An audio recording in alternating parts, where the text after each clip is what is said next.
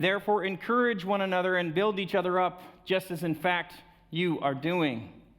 Because you know the way this ends, because you know how life should be lived, because your divine DNA has been altered in your connection with Christ, so encourage each other. Lift each other up. Paul gives us a thumbnail sketch of the heavenly reality behind the earthly shadow and says that while we live in this time between the times, we live the life of heaven by lifting each other up. Edification is a call back to the reality of heaven when the world distracts us. It is a call back to the reality of heaven when the world distracts us. Life in Christ is normal life.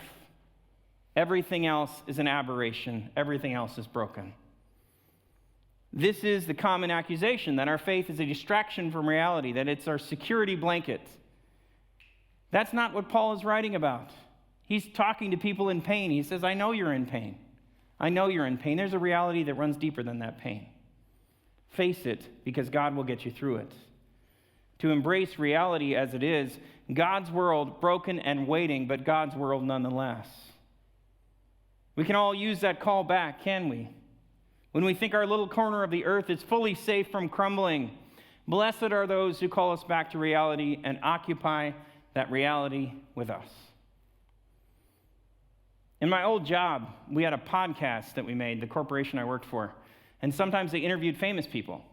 Now, I didn't even get to smell these famous people, so I wasn't even in the same state, so I didn't get to hang out with them. But I got to listen to the raw audio. I wrote the advertising. That was my job. And I'll never forget one interview they did with Darryl Green, who was a guy in the Washington Redskins that I grew up watching because I grew up in the D.C. area. So he was on the Redskins /Washington/Commanders/ what else are they called? Anything. Anyway, he was on that team, one of the best cornerbacks in the NFL, and he attributed the longevity of his career. He was a devout family man, a devout Christian. He attributed the longevity of his career to the ability of his wife to call him back to reality. He played for 20 years. Guys play for 3. He played for 20. He'd come home and say, hey, baby, we beat Dallas. We're in the playoffs. Hey, baby, look at my new Super Bowl ring. And she'd say, that's great, Darryl. Go mow the lawn.